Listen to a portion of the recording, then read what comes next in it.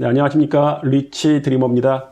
오늘은 초기 재개발 구역 중 뭐라고 불러야 할까요? 선화 A구역 아니면 선화 3구역. 두 개의 추진준비위원회가 구성되어 있습니다. 그래서 한쪽에서는 선화 A구역으로 한 추진준비위원회에서는 선화 3구역으로 불리고 있습니다. 그래서 제목에 선화 A구역, 선화 3구역을 다 적어봤습니다. 한번 요 구역 어떤 구역인가 한번 보고요. 이 구역 한번 특징 한번 살펴보겠습니다. 선화 A로 제가 표시하는 이유는요. 선화용도 재정비 촉진 구역이 선화 A 구역을 존치구역으로 표시를 했기 때문에 저는 선화 A 구역으로 적겠습니다. 추진위가 굉장히 빨리 됐습니다. 2007년 1월에 구성이 됐지만은 그리고 구성 이후에 재정비 촉진 구역으로 2007년 11월에 구역 지정이 됐습니다. 그리고 촉진계획 고시는 2009년 6월에 됐지만은 정비구역으로 2014년 6월 달에 해제가 됐습니다. 하지만 이제 다시 한번 재개발을 추진하면서 두 개의 추진준비위원회에서 지금 동의서를 받고 있습니다. 지금 선화 A구역이 어딘지 모르시는 분들이 많다 보니까 한번 자세히 설명해 드리겠습니다. 지금 추진준비위원회 사무실입니다. 선화 3구역 추진준비위원회가 같은 구역 내에 지금 있고요. 밑에 선화 A구역 선화 A구역 추진준비위원회도 사무실을 마련하고 지금 동의서를 진구하고 있습니다. 같은 구역인데 추진준비위원회가 두 개 있는 경우는 좀 간혹 있습니다. 하지만 이제 정비계획 입안하는 할 때는 아마 두 추진준비위원회가 좀 합의를 해서 하나의 추진준비위원회로 구성돼서 들어가야 되지 않을까 싶습니다. 그럼 두 추진준비위원회가 어떻게 지금 계획을 잡고 있는지 한번 보겠습니다. 첫 번째는 선화 3구역 추진준비위원회인데요. 한 76,000제곱미터. 선화 A구역은 이제 7만 제곱미터인데 이게 어느 한 곳이 있습니다. 그곳을 포함했느냐 안 했느냐에 따라 그렇게 면적이 차이가 나는데 선화 A구역에서도 지금 그걸 포함시킬 가능성이 충분히 있다고 얘기를 합니다. 건폐율하고 용적률도 조금씩 틀리죠. 11.9%, 용적률 248%. 선화 A구역 같은 경우는 14.16%, 242.6%. 그리고 세대수는 좀 비슷합니다. 1762세대, 1723세대. 현재 토지등 소유자가 한 488명 정도 된다고 하고요. 선화의 3구역에서는 이제 임대 물량 106세대를 3구제곱미터, 4호제곱미터 굉장히 작은 평형, 대부분 재개발 조합들이 이렇게 작은 평형으로 뽑는 편이고요. 근데 선화 A구역 같은 경우는 임대를 5구제곱미터로 뽑았습니다. 세대수는 106세대로 똑같고요. 그리고 선화 3구역에서는 좀 소형평수 4호부터 시작하는 거에 비해서 선화 A구역 추진준비위원회에서는 5구제곱미터로 시작됩니다. 8사를 주력으로 삼는 건 양쪽 추진준비위원회가 똑같습니다. 725세대, 합치면 700세대가 조금 넘습니다. 706세대네요.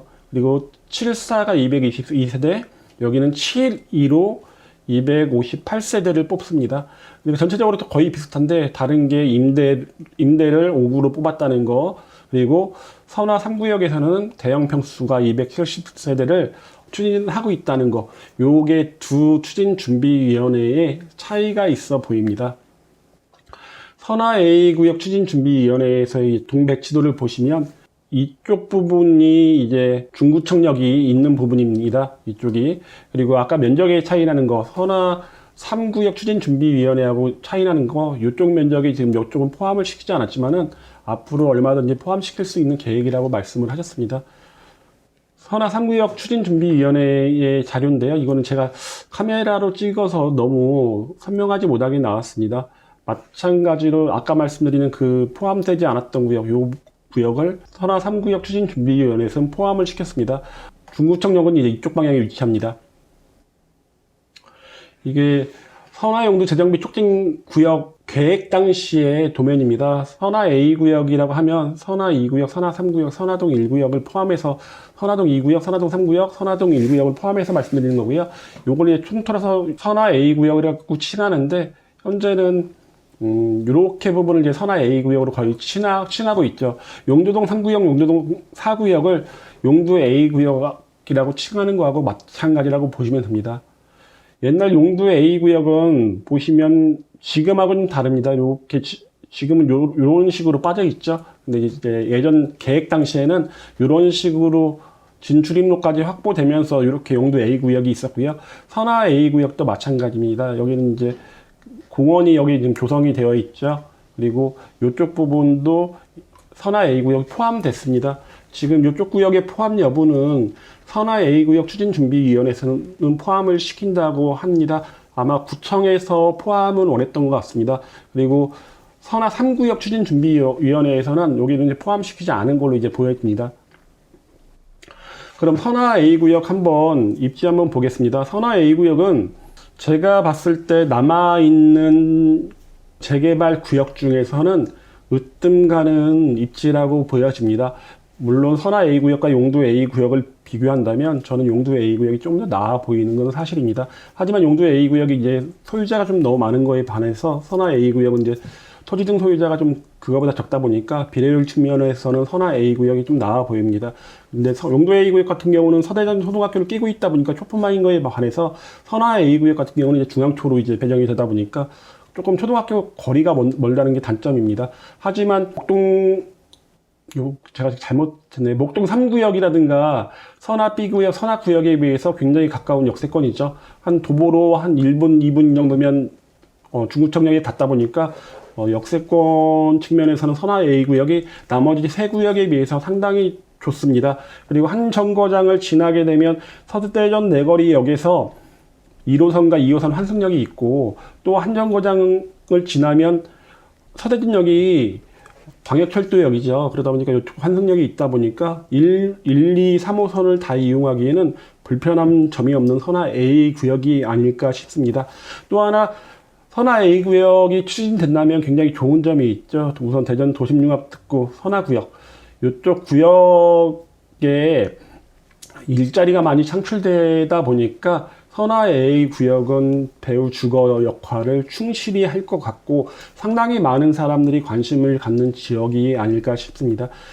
선화 A구역이 완성이 되면 이제 선화용도 재정비 촉진 구역은 거의 마무리가 됩니다.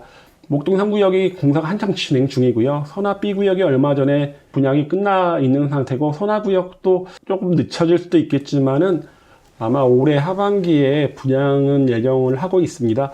거기다 용도 A구역이 정비구역 지정을 신청했기 때문에 빠르면 올 하반기, 늦으면 내년 상반기 정도에 용도 A구역이 정비구역으로 지정될 것으로 보입니다. 그렇다면 이제 나머지 남은 건 하나 선화 A구역인데요. 선화 A구역이 아까 말씀드린 건 입지 측면에서 굉장히 뛰어난 곳이다 보니까 많은 관심이 좀 있을 것으로 보여지고 여기에 큰 단점은 딱 하나입니다. 이게 구역 지정 요건을 채울 수 있는 것인가라는 점인데요. 선화 A구역이 인근에 중구청역이 있다 보니까 신축 원룸들이 굉장히 많이 지어졌습니다. 신축이 늘어나면서 노후도 요건 3분의 2를 못 채울 가능성이 있는데요. 현재는 추진준비위원회 분의 얘기에 의하면 지금 노후도 요건은 채웠다고 합니다. 하지만 좀 간당간당한 편이고요. 어느 정도 만약에 많이 지금 있는 구역에 건축업자가 들어와서 구축들을 철거하고 신축을 계속 지어지게 된다면 정비구역 지정 요건을 못 채울 것으로 보여집니다. 이제 이런 것들 때문에 약간 불안한 측면이 없지 않아 있는 것 같습니다. 하지만 입지 측면에서는 제가 말씀드리다시피 정말 좋은 구역이 아닌가라는 생각이 듭니다. 이렇게 선화 A구역이 마무리가 되면 선화용도 재정비 촉진 구역과 인근에 있는 목동 4구역, 선화 2구역, 선화 1구역 등 그리고 도심융합 특구 선화구역 등이 전체적으로 아우러지면서 새로운 주거지로서의 치는 각광을 받지 않을까 싶습니다. 아까 말씀드린 것처럼 선화 A구역 같은 경우는 가장 큰 단점이 초등학교입니다. 도로를 건너야 된다는 측면에서 좀 거리감이 있습니다. 중앙초등학교로 간다고 보시면 되고요.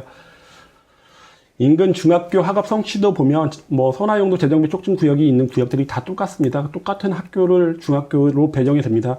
우선 대성중학교하고 문화여중이 좀 높은 특목고 진학률과 학업 성취도를 보여주고요.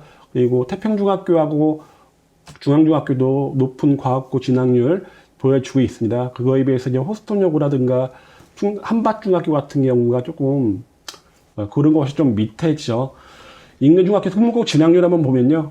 제가 이거 워낙에 그 구역 설명하면서 많이 했기 때문에 간단히 하겠습니다. 대성중학교가 과학관명, 외고국제고 5명 보냈고, 충남여중, 대전중앙중, 태평중까지는 특목고 진학률이 상당히 좋습니다. 굉장히 높은 편이고요. 그게 호스턴 여자중학교, 한밭중학교, 보문중학교가 굉장히 좀 낮은 편인데, 이 한밭중학교나 보문중학교 인근 지역도 재개발이 굉장히 활발하게 추진되고 있다 보니까 여기도 아마 현재보다는 상당히 높은 학업 성취도를 보여줄 것 같습니다. 물론 2025년에 특목고는 없어지다 보니까 단순 비교하기는 좀 어렵긴 하겠지만은 학업 성취도는 분명히 올라갈 것으로 보여집니다.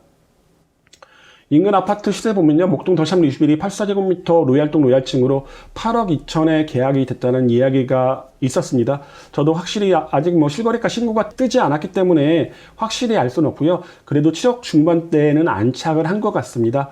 그리고 선화 A구역과 연접하게 될 선화동 센트럴뷰 같은 경우는 선화용도 재정비 촉진 구역 중에서 첫 번째로 했던 주거환경 정비 사업으로 한 10년 차, 벌써 10년이 됐습니다. 이제 10년이 첫 사업이 완공된 게 10년인데 아직 한 구역은 시작도 못 했네요. 그러니까 굉장히 좀 재개발이 쉽지 않다는 게 느껴지고요. 선화동 센트럴뷰 같은 경우는 5억 후반대 정도 그래도 되다 보니까 신축으로 건설된다면 입지상 분명히 굉장히 높은 가격이 형성되지 않을까라는 생각이 듭니다. 이게 예전에 2009년도에 나왔던 선화용도 재정비 촉진구역의 완성도입니다. 보시면 굉장히 뭐 지금하고 좀 많이 다르겠지만은 가장 많이 들은 게 용도 B구역이 이제 가장 많이 다르겠네요. 지금 여기는 이제 손을 안 댔으니까요.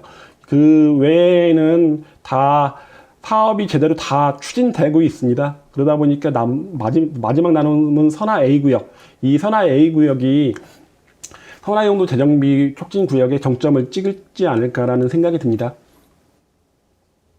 직접 가서 한번 쭉 찍어봤는데요. 선화용도 재정비 촉진구역은 뭐 옆에 공원도 이미 들어와 있고 하다 보니까 그렇게 주거 환경이 나쁘지는 않습니다. 대신 이제 노후 건축물이 좀 많다는 게 이제 단점인데요. 그런 거 외에는 상당히 주거 환경은 나쁘지 않아 보입니다. 하지만 여기에 이제 새 아파트가 건설이 된다면 좋은 입지의 신축이라는 굉장히 큰 프리미엄이 붙다 보니까 많은 관심이 생기지 않을까 싶습니다.